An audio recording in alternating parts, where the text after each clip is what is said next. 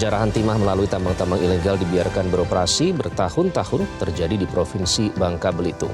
Masifnya borok tambang timah terdeteksi dari hasil pemeriksaan di lapangan dan citra satelit yang luasnya mencapai 170.363 hektar. Praktek kotor sepanjang 2015 hingga 2022 itu telah mengakibatkan kerugian negara mencapai 271,06 triliun rupiah. 16 orang telah ditetapkan sebagai tersangka. Inilah editorial Media Indonesia Senin 1 April 2024 dengan tema Ketamakan Korupsi Timah. Bersama saya Iqbal Himawan.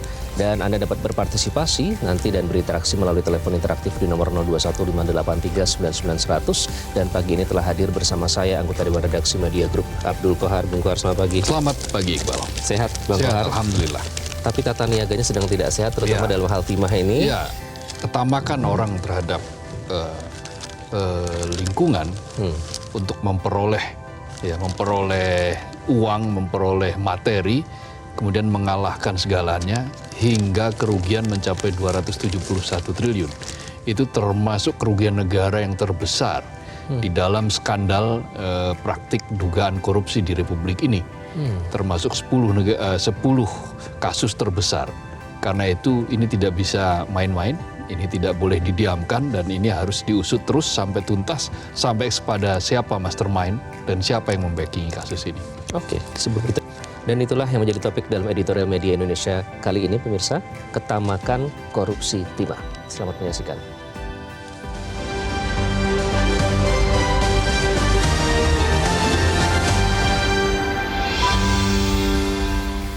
Ketamakan korupsi timah.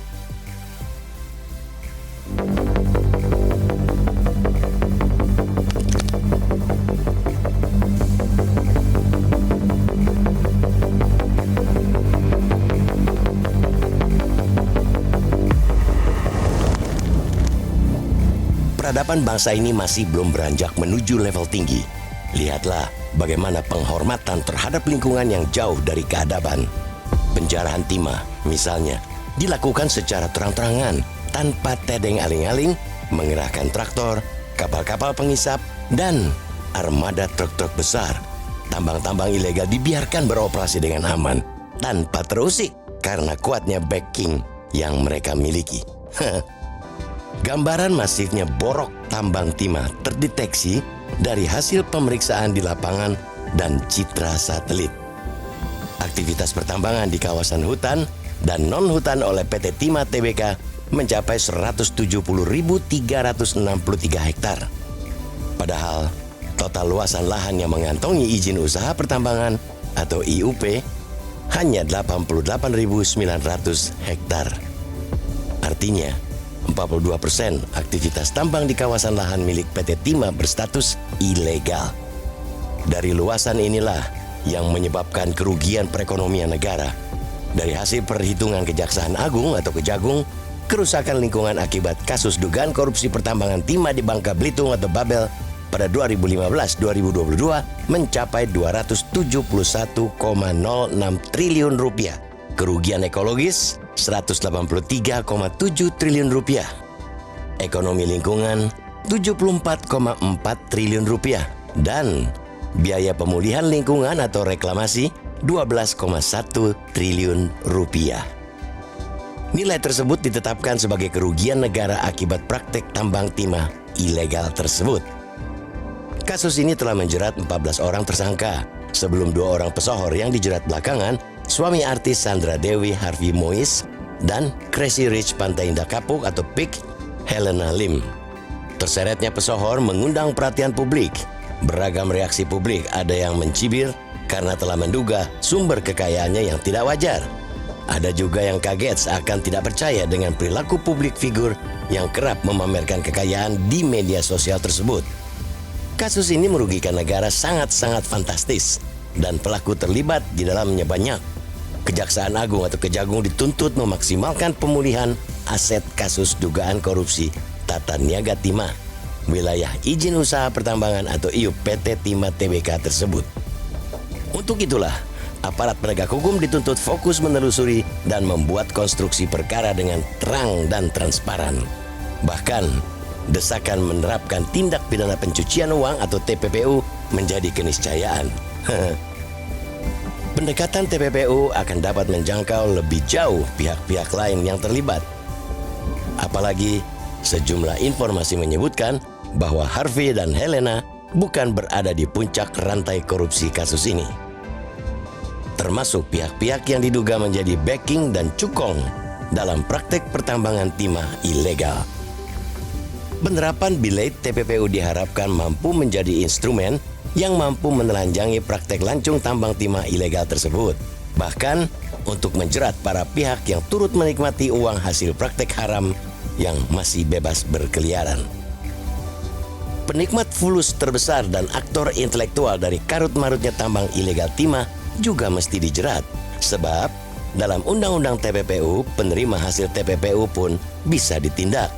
Serta ketentuan pembuktian terbalik yang mewajibkan tersangka atau terdakwa harus membuktikan bahwa asetnya tidak berasal dari tindak pidana, akan memudahkan aparat penegak hukum. Cukup sudah kekayaan negara dikeruk oleh segelintir orang yang tamak. Hukum tidak boleh kalah oleh uang. Tunjukkan bahwa mata pedang hukum masih sangat tajam untuk menjerat penjara lingkungan.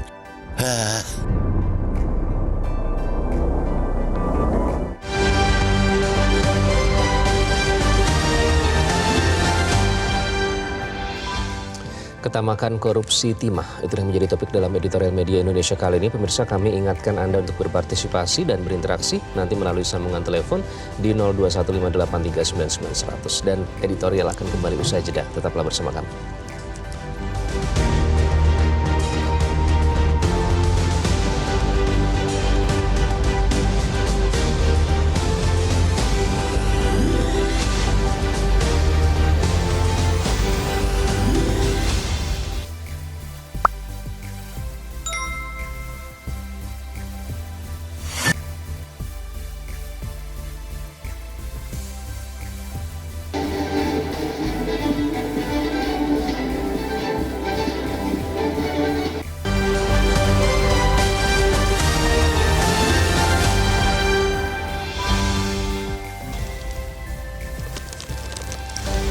Anda kembali di editorial media Indonesia, pemirsa, masih membahas terkait dengan ketamakan korupsi timah terkait dengan tata niaga timah yang merugikan negara hingga lebih dari 271 triliun rupiah.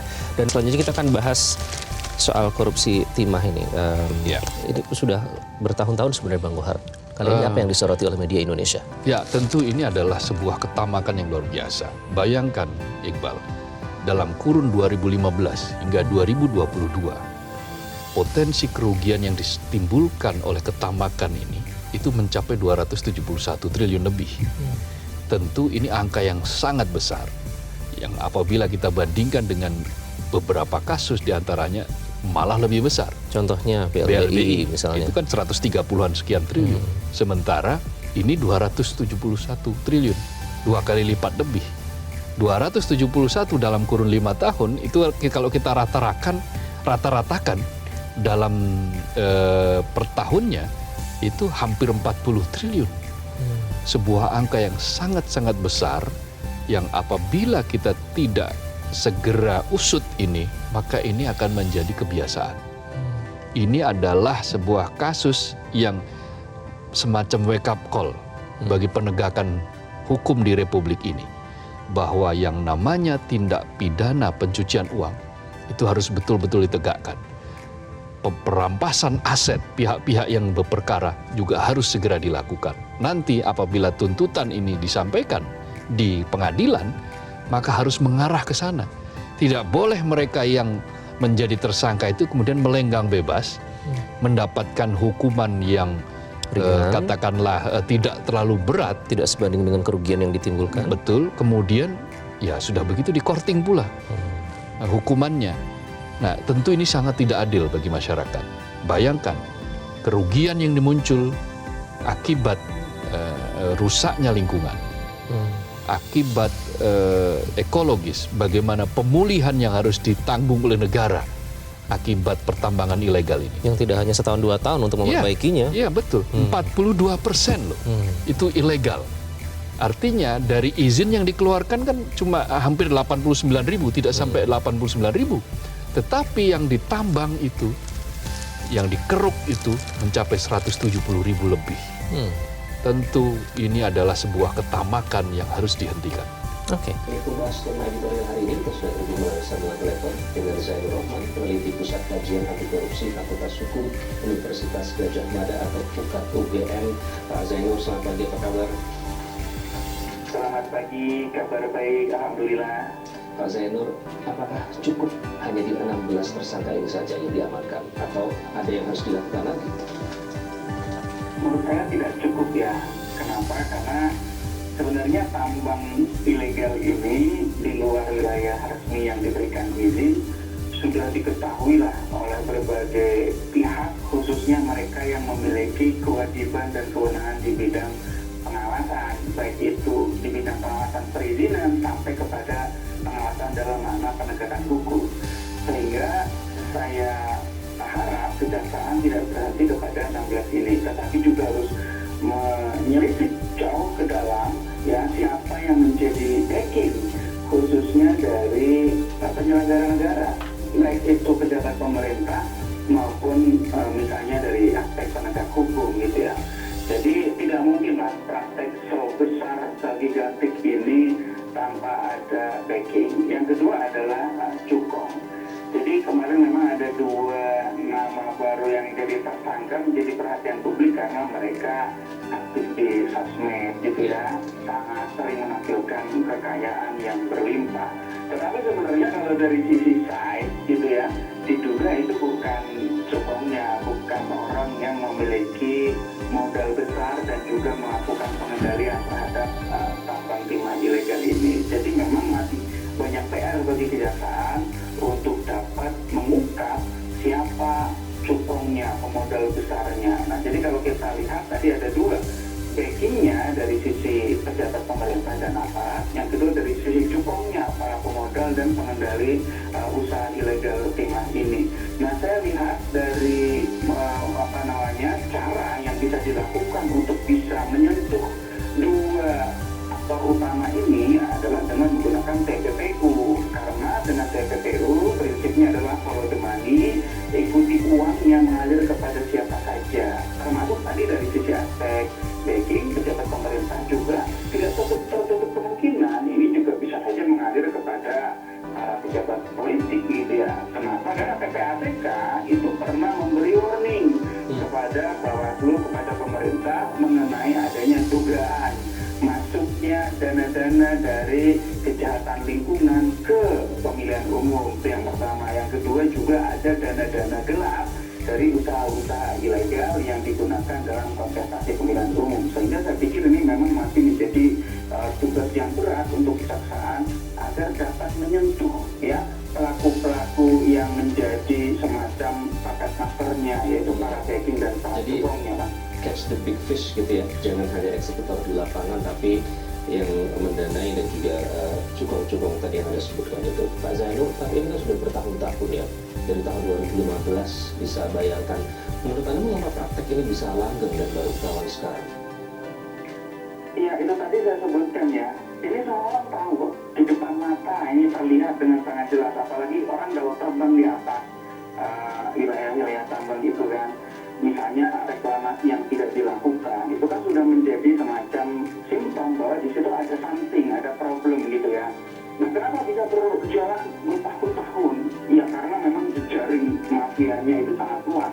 Kenapa bisa sangat kuat? Semua pihak dikondisikan, mulai dari aparatnya, lembaga pengawasnya, bahkan mungkin juga dari sisi masyarakatnya itu juga sudah dikondisikan sedemikian rupa agar tidak mengganggu dan bahkan sebisa mungkin agar mendukung praktik haram ini gitu ya. Nah, saya justru sekarang tertarik nih dengan kejaksaan dengan menggunakan pendekatan kerugian perekonomian untuk dapat memberi pelajaran agar praktik seperti ini tidak terjadi lagi di masa akan datang. Kenapa? Karena memang selama ini ketika ada satu perkara yang dituntut dengan pasal tindak pidana korupsi hanya berhenti di kerugian keuangan negara. Nah, akhir-akhir ini ada beberapa kasus yang kejaksaan menggunakan kerugian perekonomian seperti kemarin Surya Darmadi atau minyak goreng gitu ya. Nah, sekarang itu dicoba lagi di kasus timah ini. Kalau bisa menuntut dengan kerugian perekonomian, maka yang bisa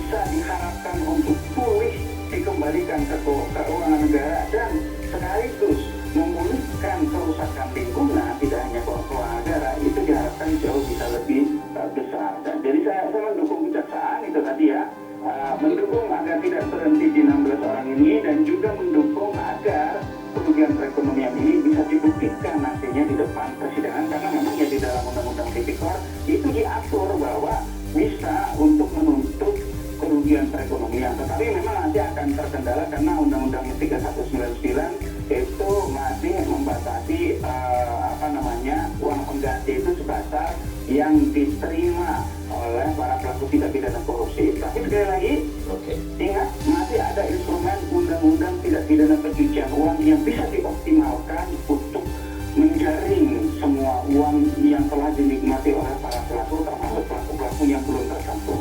Baik, Pak Zainur, terima kasih sudah bergabung dengan Media Indonesia. Bang Kohar, jadi harus sampai ke backingnya, cukup sampai ke paling atas lagi. Iya, jadi semua pihak, semua lini harus ditelisik, dan dengan menggunakan tadi undang-undang tindak pidana pencucian uang, maka kemana uang mengalir itu bisa ditelisik. Nah, ketika uang mengalir itu bisa ditelisik, maka pihak-pihak, orang per orang atau institusi atau apapun lah yang ternyata menerima dana secara ilegal ini, ya dia harus bertanggung jawab atas itu. Bayangkan, Iqbal, seperti saya katakan tadi berkali-kali, izin yang diberikan cuma 88.900-an hektar. Tetapi yang kemudian ditambang di luar itu sampai 170.000 lebih. 2 kali wilayah Jakarta katanya. Iya, dan artinya ada 42% yang ilegal dan dibiarkan dia berlangsung bertahun-tahun, sampai 7 tahun setidaknya yang menjadi hitung-hitungan. Nah, ada instrumen hukum yang digunakan untuk menjerat mereka dengan cara tadi itu kerugian dampak yang dimunculkan akibat penambangan ilegal ini. Apa itu? Kerugian ekologis yang sangat besar, lalu kerugian ekonomi lingkungan yang juga sangat besar, lalu pemulihan akibat penambangan ilegal itu yang reklamasinya itu tidak dilakukan, yang nilainya juga triliunan rupiah. Nah, potensi-potensi kerugian ini tidak bisa kita anggap sebagai angin lalu. Ini adalah sebuah praktik nyata bagaimana sebuah bangsa itu ternyata belum naik level, belum naik kelas. Kalau di editorial disebutkan bahwa belum naik kelas dari pemenuhan atau penghormatan terhadap lingkungan. Apabila kita sudah mengaku sebagai negara dengan peradaban yang tinggi, maka kepedulian terhadap lingkungan juga harus semakin meningkat. Alih-alih kita menambang di luar ketentuan, bahkan yang sudah sesuai ketentuan pun harus menjadi persoalan kalau dia ternyata ditambang dengan cara-cara yang tidak menghargai lingkungan, bahkan menyebabkan kerugian ekologis yang potensinya sangat besar di beberapa titik. Ya misalnya kemudian ada banjir yang biasanya tidak terjadi, tiba-tiba kemudian terjadi. Itu kan karena apa? Rusaknya daya dukung lingkungan, Pencemaran air misalnya, pencemaran air, artinya satwa kemudian ikan, lalu nelayan tidak bisa lagi mendapatkan ikan yang sehat. Orang bisa kemudian teracuni karena ikan-ikan yang kemudian juga teracuni, ikan-ikan yang ditangkap. Nah, itu semua kan bentuk-bentuk dari kerusakan ekologis, kerusakan yang menyebabkan orang lain menderita. Dan itu sudah tercantum di undang-undang ya, sudah ada aturannya. Nah, kalau kemudian itu semua itu dijerat dengan pasal-pasal yang berlapis, dan dia dijerat dengan menggunakan TPPU, tindak pidana pencucian uang, maka itu akan ketahuan siapa yang membackingi, siapa yang mencukupi, siapa yang berada di belakang itu, sehingga praktik ilegal ini bisa berjalan dalam hitungan tahun sampai 7 tahun dan berlangsung dengan skala yang sangat masif dan luasan yang luar biasa. Kemudian Bang Kohar tadi menarik poin dari Pak Zainur, kalau kita naik pesawat, kalau mau mendarat itu kita baru tersadar ya, ternyata ini dilakukan secara terang-benderang. Ya, memang kekayaan timah di Bangka Belitung luar biasa. Kalau kita saksikan dulu ada film Laskar Pelangi di yang memotret peristiwa atau 80-an, timah di sana luar biasa. Nah, tetapi itu bukan berarti tidak taat aturan, bukan berarti kita boleh semau-maunya menambang. Ada ketentuannya, ada luasan yang harus ditaati. Nah, ketika proses hukum yang tidak aturan yang ditabrak ini terus-menerus dibiarkan berlangsung dan ada kecurigaan bahwa ada keterlibatan uang di balik itu, lalu ada orang kuat yang membacking di balik itu, maka ya kita semua akan merasa kalah. Kita akan dikalahkan oleh para cukup, kita dikalahkan oleh para mafia, kita dikalahkan oleh orang-orang yang melakukan usaha-usaha ya pertambangan secara ilegal dengan menjadikan ketamaan mengapakan itu sebagai sebuah instrumen yang melekat pada orang itu. Oke, nanti kita akan bahas lebih lanjut karena kalau mencermati modusnya itu kita kayak merasa berkhianati gitu. Sebagai contoh kayak misalnya seolah-olah CSR padahal masuk ke kantong pribadi. Iya. Karena ujungnya diketamakan gitu. Modusnya jutaan tadi. Iya, baik. Nanti kita akan bahas lebih lanjut dan kami undang Anda pemirsa untuk berpartisipasi melalui sambungan telepon. Nanti kami harus juga tidak tetap bersama kami di Editorial Media Indonesia.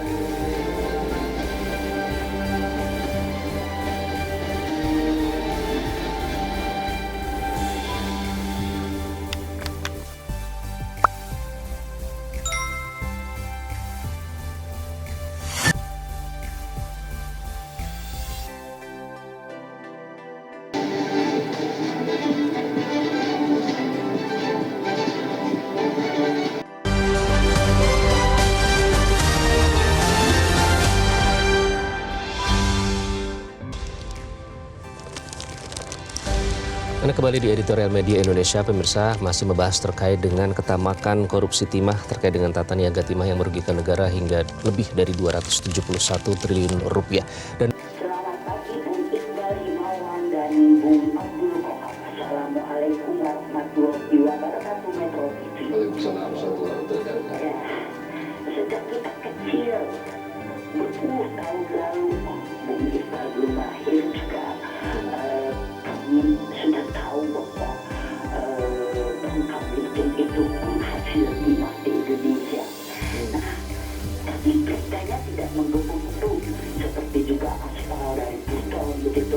Nah, dengan adanya buku dan difilmkan malah Perkara Pelangi itu, kita jadi terbuka juga, oh iya ya, Indonesia ini punya timah yang pada masa jayanya dulu ada kaum gedongan yang penghasil wilayah timah itu, dan ada orang-orang desa atau masyarakat kampung yang menjadi kulit dari pertambangan itu. Nah, kehidupan ini seakan membuat jadi senyap, tapi mungkin lah para koruptor ini mencari dan mendapatkan inspirasi. Wah, ayo kita galakkan pilih. Ada saja orang-orang yang mencari keuntungan dengan serakah. Padahal kalau mereka tidak mencari keuntungan dari situ juga, itu sudah mereka sudah kaya. Nah, masyarakat Indonesia lain, iya itu terinspirasi dari Pelangi itu. Waduh, kita lihat kita berpariwisata kan ke, ya itu sekitar mulai tahun 2015 itu ke Bangka Belitung, dan ternyata Belitung yang dulunya pantainya itu sekelilingnya pasir putih yang bisa dikelilingi naik sepeda selama 7 hari, sekarang sudah tidak bisa lagi. Yang tampak malah galian-galian bekas galian timah itu, danau gersang yang dikelilingi batu-batu. Nah, apakah ini tidak jadi perhatian pemerintah? Nah, baru sekarang bisa kelihatan. Itu yang diungkapkan. Bagaimana kalau daerah-daerah lain menghasil kekayaan negeri ini yang tidak diketahui oleh kita. Baik. Iya, selain dengan itu yang viral, jadi orang takut mungkin. Nah, ini ada hal lain lagi. Terima kasih Bung Iqbal dan Bung Abdul Wahab. Assalamualaikum warahmatullahi wabarakatuh. Waalaikumsalam warahmatullahi wabarakatuh. Terima kasih Bu Indra. Kita ke Pak John Peto di Batak, Pulang Riau. Pak John Peto, selamat pagi. Anda tinggal tidak jauh dari lokasi tambang ilegal timah ini ya. Bagaimana tanggapan Anda, Pak John Peto? Pak Isma, selamat pagi, Bung Abdul Wahab ya. Ini tema yang diberikan bagus untuk kita makan korupsi di mana ini selesai korupsi ya. Kecil saja ya, karena dia nggak bisa disebutkan haknya mereka kan. Jadi ya kaget juga ya, saya ya 21 triliun ya, itu bukan dia sedikit. Dan kebetulan tidak akan itu juga ada apa timah ya. Timah yang apanya dari Bangka juga pusatnya, dari timah atau dari Karimun. Jadi begini, yang namanya tambang kalian IMC itu sangat merugikan, terbukti. Tidak usah sekarang kita masalah itu kerugian dan jadi supaya memang kerugian ekologinya. Kami sekarang dalam 15 hari ini panas kegiatan ganggu. Itu salah satu penyebab ya, kerusakan ekologi, kerusakan lingkungan ya. Dan terjadi, tapi kita dibungkus nanti El Nino lah, inilah, tapi ini banyak sumbangan dari situ. Ditambah lagi dengan ketamakan korupsi tidak sesuai dengan uang yang dikembalikan kepada masyarakat, kepada negara, perbaiki lingkungan. Jadi saya apa ya hati nih? Nah, ini baru satu dibuka sama metode ini dia betul-betul. Ini masih banyak lagi. Ya, yang tambang batunya, ya, maka itu tengok di mana-mana sekarang berlulu di mana-mana itu di tempat dia ada kerusakan ekologi. Ya, di gambarnya, jadi tempat dia ada cuannya di situ. Nah, itu tadi kita keluar tadi, ada 48%, ya, ilegal, domestik. Ya, dan ini bukan yang 16-nya aja, kita mengharapkan kepada 30 ya. Nampakkanlah dari lakukan dari kawinnya di sini. Ini baru ikan teri ini yang ada yang 2 orang itu ya pakai hamli sama nenek itu juga ikan terinya masih belum ada kakaknya. Ya, ini harus dikasih semua di CPU ini harus dikasih. Uang ini uang negara kerugian yang harus tidak harus berbaiki lagi. Berapa susah nelayan kita ya, dengan kerusakan ini terumbu karang di lautnya apalagi di daratnya. Ini memang luar biasa yang ditimbulkan ya. Baik, ya, luar biasa ya, tapi alhamdulillah ada mulai media ya, sebanyak itu ya. Assalamualaikum warahmatullahi wabarakatuh. Waalaikumsalam warahmatullahi wabarakatuh. Kita ke Pak Max di Manokwari, Papua Barat. Pak Max, selamat pagi. Selamat pagi, Budi Pak. Bagaimana Pak menanggapi korupsi timah? Sebelum saya menyampaikan ini, saya hanya menyampaikan dulu yang pertama, selamat Paskah untuk seluruh umat Kristen di seluruh Indonesia dan selamat menjalankan ibadah puasa untuk saudara-saudara saya yang menjalankan ibadah puasa. Ya. Silakan Pak Max. Yang saya lihat, ya baik, terima kasih. Redaksi yang tadi diantarkan oleh pembaca redaksi tadi, saya menunggu. Kenapa dalam itu tidak disebutkan tentang adanya Kementerian Pertambangan dan Sumber Daya Mineral? Karena izin pengelolaan tambang itu atau izin usaha pertambangan itu dikeluarkan dengan luas yang begitu besar, otomatis dikeluarkan oleh Kementerian Pertambangan dan Sumber Daya Mineral, bukan gubernur. Nah, di sini yang saya lihat unsur pengawasannya ada di mana? Apakah orang kementerian tidak pernah turun ke lokasi, cuma main kain surat begitu saja, sehingga pelaku pertambangan ini sudah melewati luasan area yang sudah sangat signifikan, 48% dari luas area yang diberikan izinnya. Di sini ada lingkaran setan yang harus dibongkar oleh Kejaksaan Agung. Ya, jangan saja melihat kepada dua ikan teri yang dikatakan tadi oleh Pak John Peto, tetapi masih ada juga ikan tongkol, ikan piu yang ikut menikmati ini semua. 270,6 triliun bukan kecil. 7 tahun perjalanan Bung Iqbal, Bung Kohar. Ini yang harus dilihat secara terbuka. Kita sudah memiliki undang-undang keterbukaan informasi publik. Kalau masalah sengketa presiden terbuka untuk umum, ini juga saya juga terbuka supaya menjadi cambuk bagi seluruh pelaku-pelaku pertambangan di seluruh Indonesia. Di wilayah saya juga banyak ada pertambangan ilegal emas, tapi saat ini sudah dihentikan. Kemudian juga ada pabrik semen, ada juga pertambangan gas. Nah, ini semua menjadi pengawasan. Karena area luas, area penambangan ini kan siapa yang keluarkan? Bukan kami. Peran utama Kementerian Pertambangan dan Sumber Daya Mineral yang harus juga menjadi sorotan. Di samping mungkin ada hal yang lain. Terima kasih Bung Kohar. Selamat pagi. Selamat pagi. Selanjutnya kita ke Bulia di Makassar, Sulawesi Selatan. Bulia, selamat pagi. Assalamualaikum. Waalaikumsalam warahmatullahi wabarakatuh. Silakan Bulia. Ya, jadi saya temannya ini agak bingung sedikit ya Pak, tapi puasa. Karena melihat semua ini kelakuan para koruptor ini ya. Dan ketama kami itu bukan hanya untuk yang timur Pak ya. Semua koruptor itu pasti punya rasa tamak ya, tidak memperhatikan orang lain, dia hanya memperhatikan kepentingan sendiri. Nah, ini baru satu bidang Pak ya, baru tambang timah, belum tambang emas, tambang nikel, tambang batu bara, tambang, baru pertanian. Ya, jadi setelah ini nanti saya sangat sering ini mereka mau memamerkan ya bank anaknya sudah berikan jet pribadi.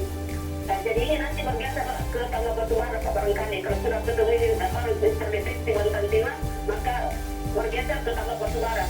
Sering juga pamer kekayaan dengan memberikan anaknya semua itu adalah jet pribadi. Bayangkan ini, sekarang masyarakat susah, ada di bawah Kalino, susah belanja, susah daya beli tidak ada, tapi mereka itu masih tempat-tempat memamerkan jet pribadi.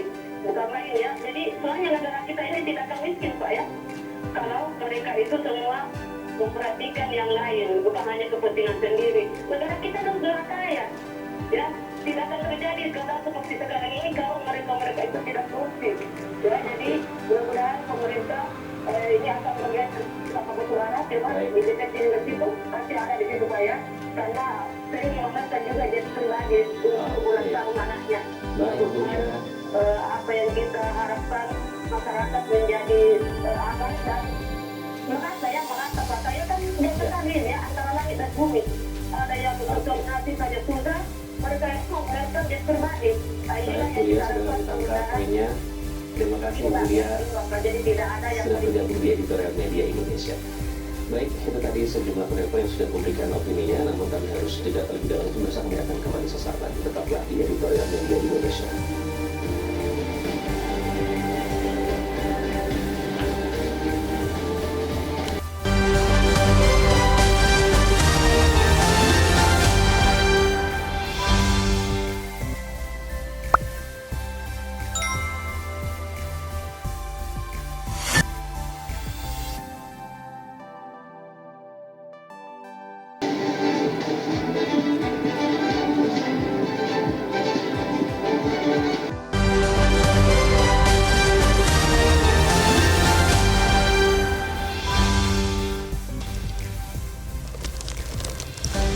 Anda kembali di Editorial Media Indonesia, pemirsa, masih membahas terkait dengan ketamakan korupsi timah terkait dengan tata niaga timah yang merugikan negara hingga lebih dari 271 triliun rupiah.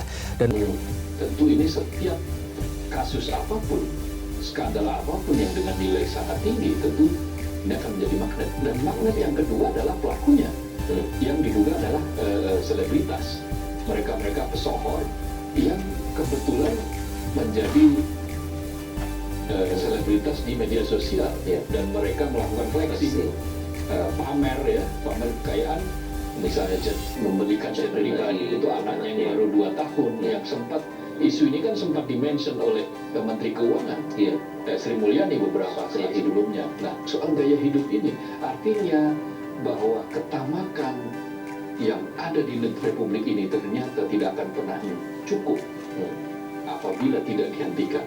Karena itu, hukum harus bekerja sehingga dia bisa mengerem ketamakan, dia bisa menghilangkan ketamakan, dia bisa menghabisi segala kerakusan ketamakan. Korupsi itu by need, by greed. Kalau by need, kadang-kadang ya kalau kebutuhannya sudah tercapai, meskipun tidak bisa kita benarkan juga, ya itu cukup. Tapi kalau sudah berarti sesuatu yang karena rakus, karena tamak, maka gunung berapapun tidak akan pernah cukup untuk memenuhi itu. Emas berapa ribu ton tidak akan pernah cukup juga. Itu harus dihentikan. Dan siapa yang menghentikan itu? Penegak hukum. Hukum dari menghentikan itu. Kita kawal terus. Terima kasih Bapak. Ya, terima kasih. Semoga bisa mencerahkan dan merusak penerapan dari tindak pidana pencucian uang diharapkan mampu menjerat para pihak yang turut menikmati uang haram dari penjarahan kekayaan alam tanah air di Bangka Belitung. Selain menjerat pemberi dan penerima TPPU, semua aktor intelektual dari karut marutnya tambang ilegal timah juga mesti dijerat. Cukup sudah kekayaan negara dikelola oleh segelintir orang yang serakah. Hukum tidak boleh kalah oleh uang. Terima kasih sudah menyaksikan media Indonesia. Saya Iqbal Noah. Sampai jumpa.